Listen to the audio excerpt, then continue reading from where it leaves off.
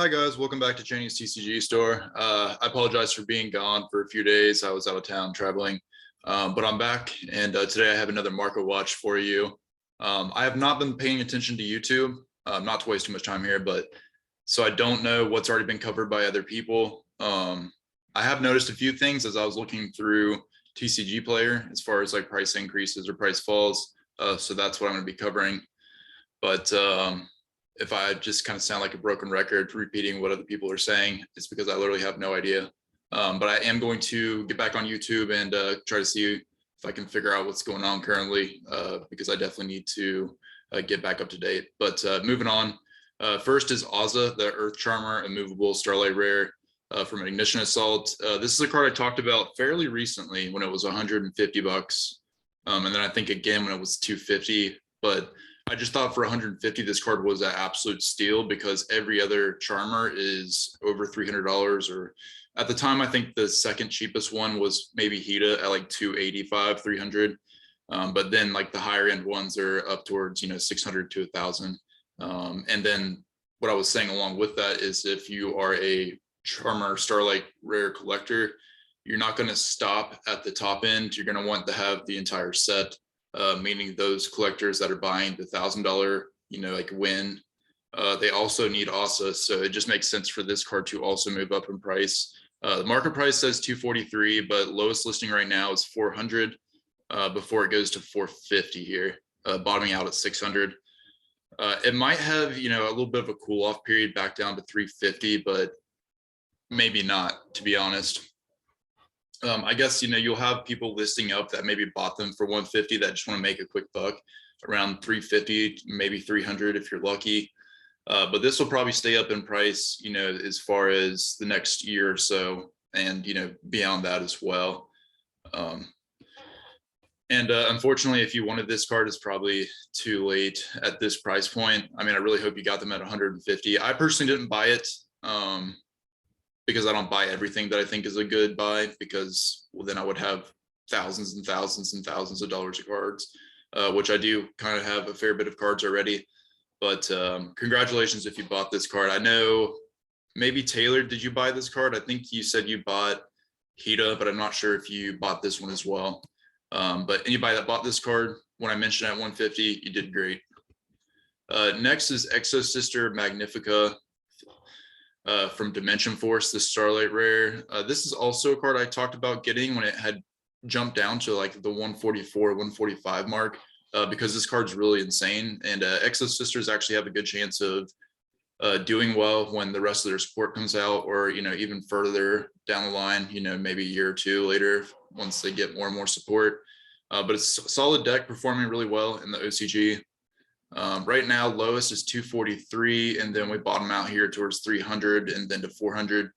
And that there's only one page here. So if you got these, you did good. If you want to sell them for like 300 bucks, when we get there, I feel like that would be fair to do. If I bought mine for 144, I would maybe try to offload it locally for like 100, or not 100, like 225 or something, and take the money. But I do think it'll probably continue to go up towards 300 and maybe settle somewhere between like 260 and 300. But we'll have to see. It also kind of depends on how good this deck is going to be when we get the rest of the support. And then next after this is going to be the Ghost Rare from Synchro Storm, which is Crystal Clearwing Synchro Dragon. I wanted to take a look at this because the price point on this card is just insane how low it is for a Ghost Rare. I mean, the card looks amazing, especially if you're a 5Ds collector like I am. I'm not like a huge collector in general, but I do like collecting the 5Ds cards. It's one of my favorite, if not my favorite era of the show. But right now, lightly played, 25 bucks. I might pick this up because the Wasteland Gaming is actually near me. Or pick up one, I don't need two.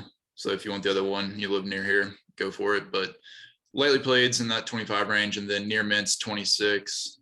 It is a Ghost Rare, so I'm sure that even the near mints might have, there's a good chance they're gonna have issues. If you really, really want to like a near mint, you kind of have to get pictures of it, or like find somebody locally that has one that you can really inspect. Ghost Rares are just really hard to get actually mint. And so usually I feel like safer just paying for the light play, but in this case, there's no difference between the light play and the near mint, 50 cents or a dollar, whatever it is. So just go for whatever one you want to. Next is Sky Striker Mecha Shark Cannon.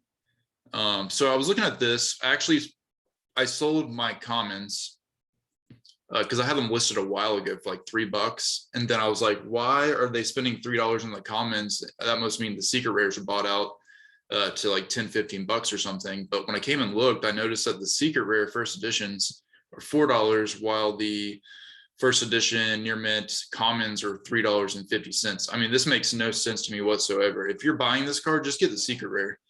This card is really good too. It's basically like a DD Crow, except for, if you have 3 more spells in your graveyard, you can take control of a monster in their graveyard, which is really, really good.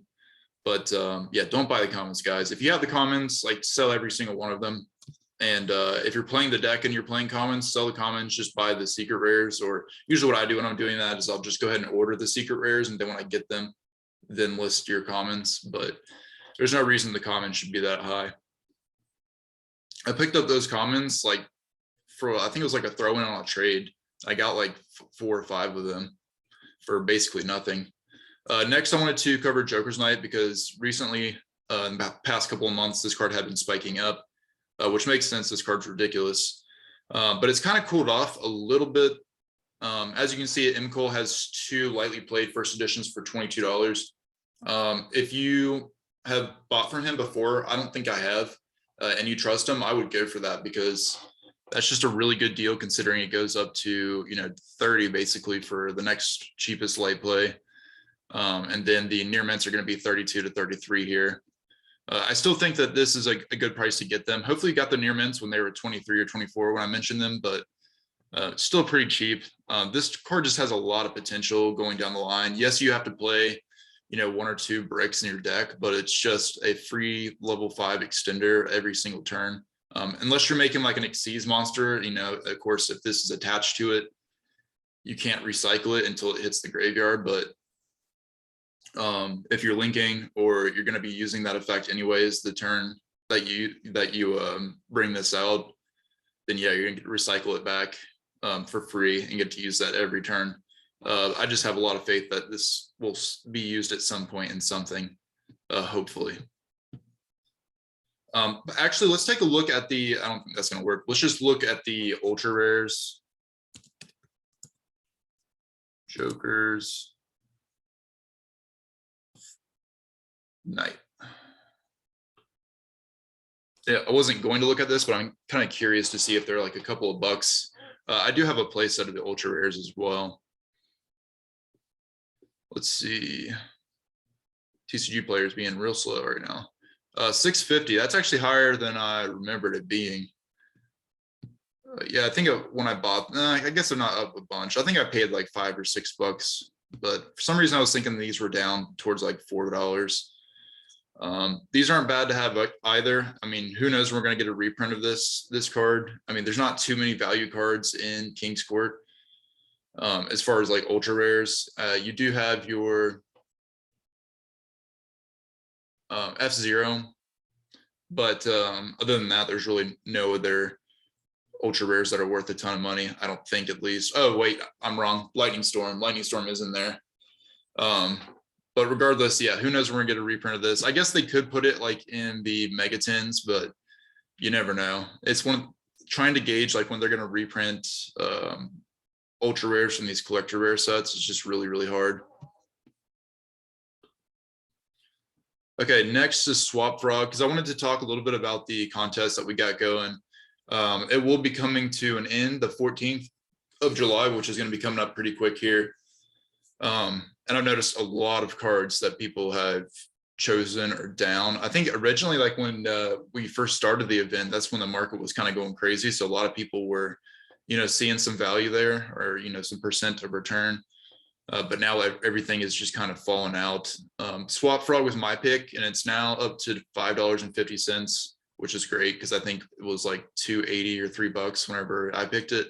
I rounded everything up or down, so it doesn't matter if it was $2.80 or $3. But pretty exciting to see. It is low on listings as well. So we'll just have to watch and see, you know, what continues to happen to Swap Frog. Even the commons are, you know, $3 now, which is pretty crazy. I don't know why you would go with the common over the ultra rare, but I guess if you just wanted the original print, I get it. OTS ultimate rares, I mean, they kind of are where they've been. And then last card here is going to be Shaddoll Beast, which we talked about a week or two ago. The ultra rares from Battles of Legend Heroes Revenge are still like the $2 range. I think they were cheaper, like $1.20, dollar maybe, something like that. I think it was like $1.20, $1.50. So they are moving up in price. And I think when I bought 6 copies of the ultra rare. There was like maybe 90 listings, and it's down to 47, and there's not a lot of walls. So these are definitely disappearing. But what was really shocking, and this is the version that I really recommended that you get, is the super rare from Astral Pack 6.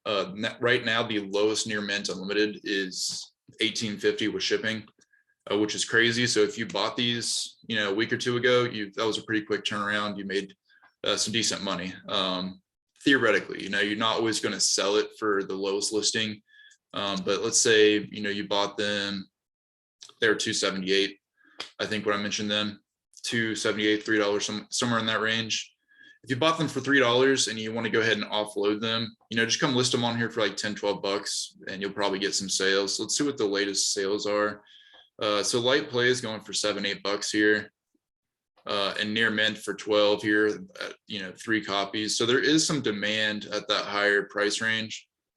But it's probably not going to be the easiest card to sell for, you know, $10+ dollars. But if you're going to list them, I wouldn't list them for $17. I would just go ahead and list them for like $10 to $12, and go ahead and get rid of them. I don't think more of these will come on the market though. So if you don't want to sell them yet and you just want to wait and see what happens, you're probably safe. But I do think eventually these will probably settle to, you know, $7 to $10, somewhere like that, while it's seeing play with tier elements. I guess with that though, let's go ahead and check Winda, since this was kind of shorter than I was hoping, or, you know, went pretty quick. Why is it not showing up? There we go. Because Winda, I imagine we'll see play at 1 or 2 copies as well. So these secret rares, you know, $5, $6, really good price for this card. Super rares, $3.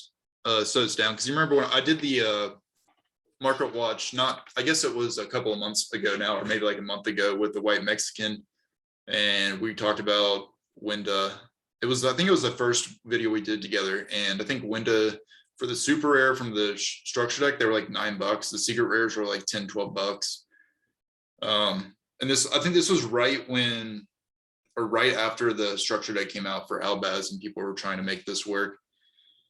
Original print here down to 28 listings. I'm surprised that these haven't like been bought out earlier. These kind of have always been cheaper than the secret rares, at least for like the last year or so. But it was a matter of time before people came after the first editions. So 720, still not bad for this card. I think the ultra rare looks really good. I think I have just about every version. I have the original print, the secret rare, and this like 3 or 4 super rares. But if I was going to play a version, it's definitely going to be the Duelist Alliance one. I just think it looks super clean. I'm trying to think if there's anything else that I want to check out. I guess let's look at Hida, since we did take a look at the Aza. I just want to see if this is going up. Let's do it this way. Let's look at Phantom Rage, because I don't know like the exact name for that card. Phantom, not range, you idiot. Phantom Rage. I guess it wouldn't be a bad idea to take a look at Phantom Range. I keep saying Phantom Range. It's Phantom Rage. But we can take a look at this set as a whole as well. Let's go off best selling to high to low, just because I'm a big fan of this set, and I do think this set will have a lot of value long term. Just because if you think about it, this set had 2 like meta defining decks, archetypes in it, as well as some like blowout meta staples like Zeus. So holy cow, so Hida around $500. I'm pretty sure this is that Taylor, you bought these, right? Correct me if I'm wrong. I think you said you got Ozza or Heat. I can't remember which one, but if you want to sell it, 500 is not bad. I think you probably get $500 or $600 for this in time. So no rush to sell. But the Zeus's, 335 for light play, going up to 372 for near mint. Not bad. Twin scale, unfortunately back down to 176. I paid 150 for this, or actually I didn't pay anything because I traded my Ghost Rare Raw for it before Raw went down in value, and I got like 100. I got this card and $100 cash for a Ghost Rare Raw that was in good condition. Unfortunately, I didn't figure out until later that there are like some manufacturing dimples or like little indents in the card, like on the very top of the card and the bottom. So unfortunate, because I would consider that more towards like mod to light play, or if I was going to list it, I would just take pictures and say this, I think this is light play because it's more like a manufacturing error. And it's not that big of a deal. It's not very noticeable unless you look really close. But you always got to be careful with listing cards that, some people consider damage, some consider light play. And then some of these sellers on here think it's near mint just because it's a manufacturing issue. Farragut 200, not too bad. I remember I bought this card for 125, 130 bucks. Me and my buddy both decided to go in and buy a few copies of these when they were like really, really cheap, which was just a really good idea because we ended up flipping them, or at least I flipped mine when they were like 280 or something back when like Tri-Brigade was seeing a ton of play. Starlight Alpha 140, that's really cheap honestly as well. Regular Zeus at $21 here. Just crazy to see this card so low. That's really good deal honestly. If you need Zeus, I would skip the ultra rare and just go for the secret rare. Obviously the ultimate rare is probably the best buy for the money, but the secret rare is not bad either. I can't believe these are money still. Omen 6, that's good as well. That's all I'm going to cover in this set, just because I don't want to go through the entire set. But yeah, thanks for watching, guys. We'll have more market watches coming soon. Actually, next week I have the entire week off for 4th of July. So I think I do have company coming this weekend, but regardless, we're going to be doing a bunch of videos next week. I'll try to figure out what videos exactly I want to do, but probably one of them will be like an update on the contest prices just to see where people stand, because I think it's not next week, but the following week is when that contest will come to an end. So we're getting pretty close here. But like I said, thanks for watching, guys. I will see you in the next one. Bye.